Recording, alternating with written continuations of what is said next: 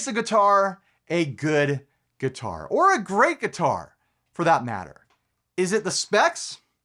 Is it the brand and the model of the bridge or the metallic composition of the saddles? Is it the style or the wind of the pickups? Is it the chemical composition of the finish? Or is it the skills of the builders? Is it the skill and experience of the person selecting the wood, tapping on planks of wood to find the piece that they think will make a great guitar? Or the person doing the final QC details, dialing in the ends of the frets, polishing the frets, cutting the nut, things like that? Or is it the skill and experience of the person programming the CNC machine to cut the body and the general shape of the neck just right? It's probably all of those things working together in concert.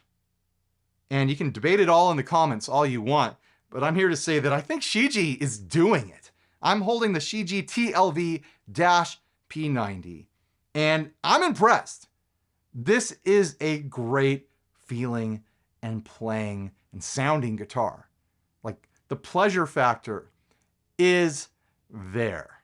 And I'll try to touch on what I'm experiencing as I'm going, because yeah, in a video, I can tell you the specs, I can list the specs, I can show you the details, but the feel is something that's very hard to communicate in a medium like this. You really just have to hold one in your hands yourself to feel like if you are experiencing the same thing that I experience when I pick up a guitar.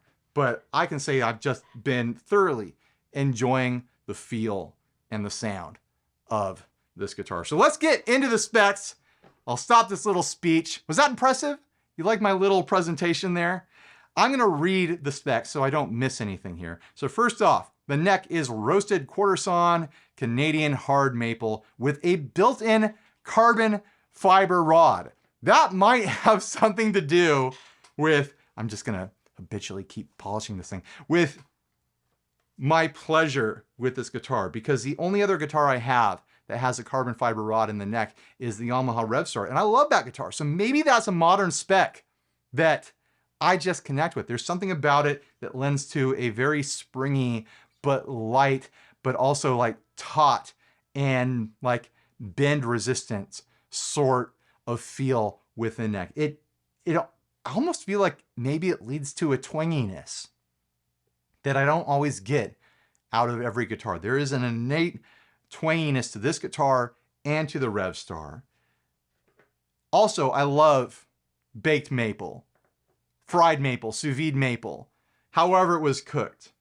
There's something about that I really connect to as well. Two modern features, carbon fiber and baked maple in the neck. The fingerboard on this one is rosewood that also comes with roasted maple fretboards depending on the finish.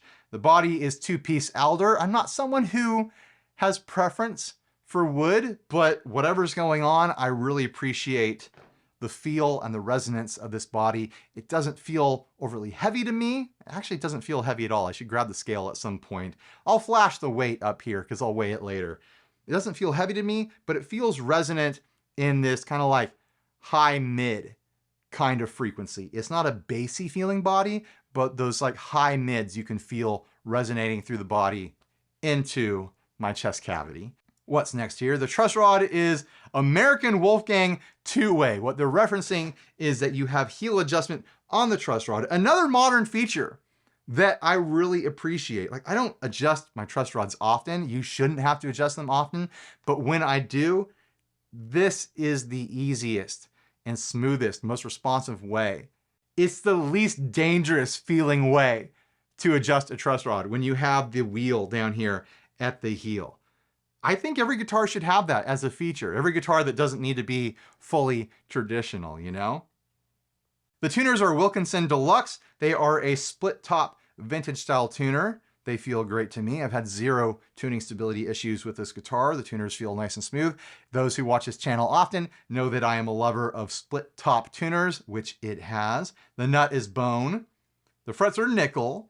The pickups are P90s, obviously. You can see that. The bridge is a Wilkinson brass bridge. It is a short Telecaster style bridge here. You could backload it if you want. It also loads through the body, which is how it came strung stock. It looks like it's got D'Addario strings in there because I see those rainbow ends. The electronics are passive, obviously. I'll actually crack this open and show you a photo of what's going on in there. It's really well shielded. Like, they went for it. They did the full shielding on it. It's not just that weird gray gloppy paint. It's foil shielding inside of there. And, you know, all the components look solid and premium. They didn't like cheap out anywhere in there, as far as I can tell anyways. Electronics layout, volume, tone, three-way finish. It comes in gold, amber yellow, teal green, Daphne blue, and black, which is what I have. Other information, bolt-on 25.5-inch radius. Other information, bolt-on neck, obviously 25.5-inch scale. The fingerboard radius is 12 inches, nice and flat and modern. I actually really enjoy a flat radius neck. A 12-inch or a 14-inch radius on a fretboard is a lot of fun for me. It's not something that you find on a lot of my surfy guitars because they have to be compatible with an offset style bridge, but I love a nice 12-inch or 14-inch radius. The nut width is 42 millimeters.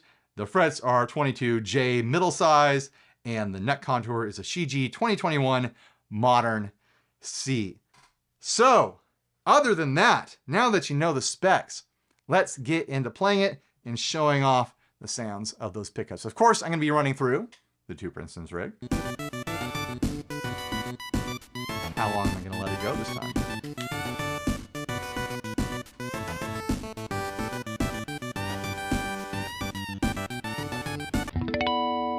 All right, let's get started. Did you get enough Two Princetons? Is that enough? Is that going to hold you over till next time? I hope it is. All right, I have got the guitar in the middle position right now.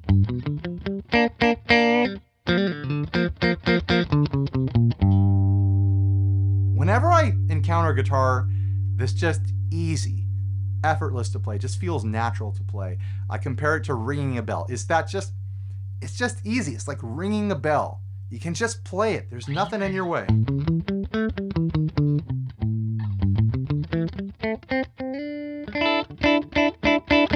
Except for your skill and your talent.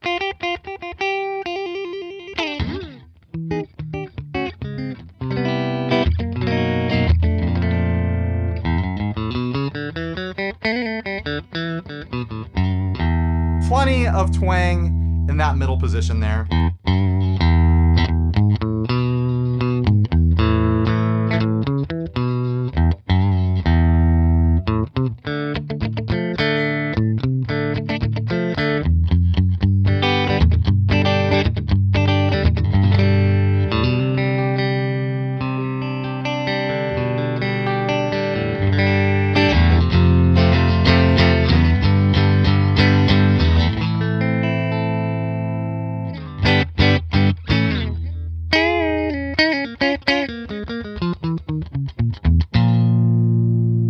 Something about it that feels like loose and slinky too. Like the strings feel, they're not floppy, but it just feels like easy. You know what I mean? There's all these kind of like hard to define ways that make this guitar a pleasurable player.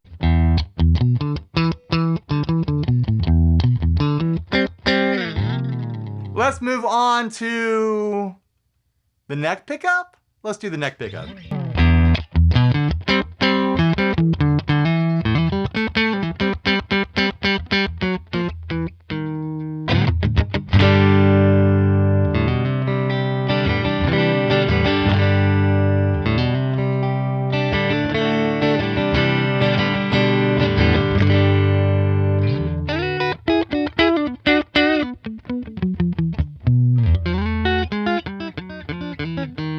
Still plenty of twang on that neck pickup, but nice and warm and smooth and bluesy.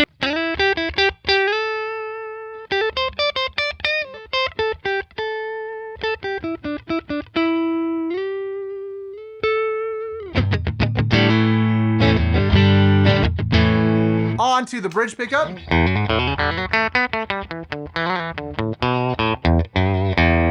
Here twang. Honestly, kind of a surfy sound from a P90. I don't always love P90s for surfy stuff, but it kind of does it. There it is without reverb. Here it is with.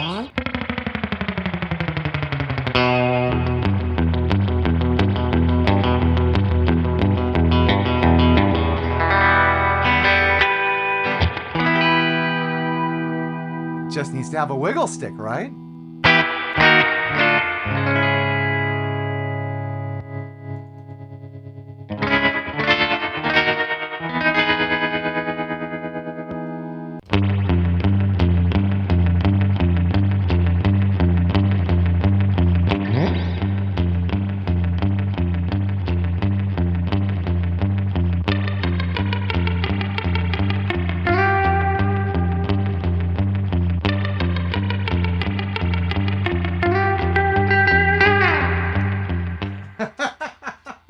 Take that reverb off.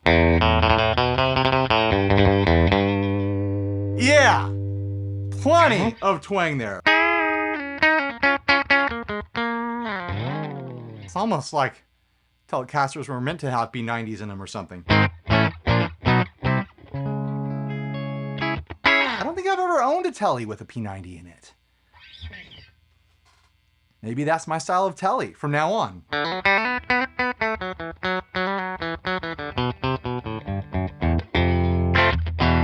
What was that? I don't even know. Let's throw some overdrive at it. Here is my 50/50 pedal with the Wampler bell stacked into it for some creamy overdrive.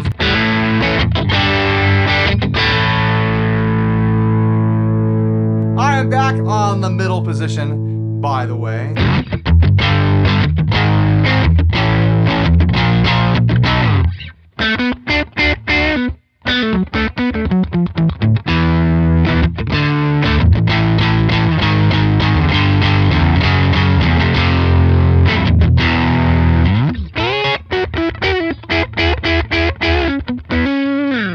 With some decent overdrive on there, it's nice and throaty and thick. Go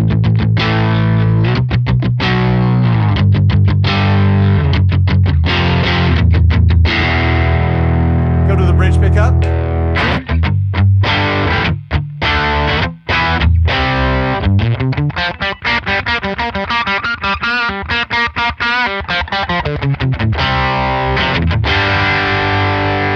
Plenty of bright on the bridge pickup.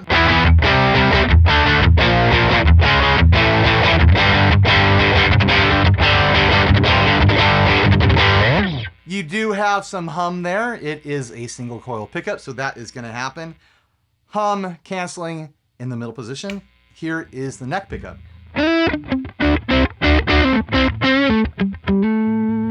So throaty with that drive on there.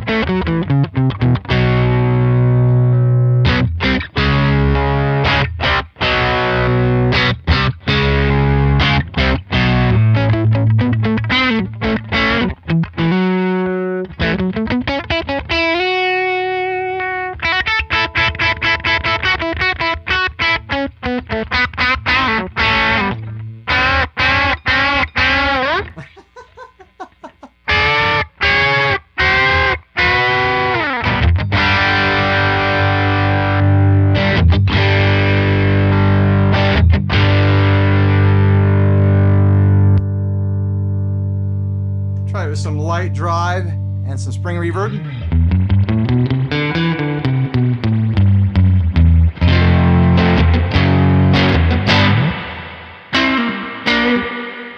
Maybe that's too much spring reverb. Maybe I'll pull that back just a little bit. Not everything needs to be full-blown surfy, Ryan.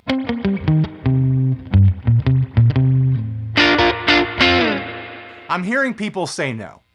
I'm hearing people protest. Yes, Ryan, it all needs to be full-blown surfy. And other people agreeing. Fight it out. I'm saying that I don't always need to have the drippiest, wettest reverb around when I'm playing with the reverb. Sometimes it can be pulled back a little bit, just a little bit. I mean, that's still pretty surfy.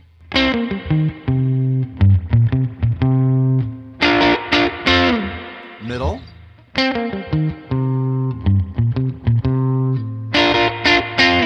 Bridge.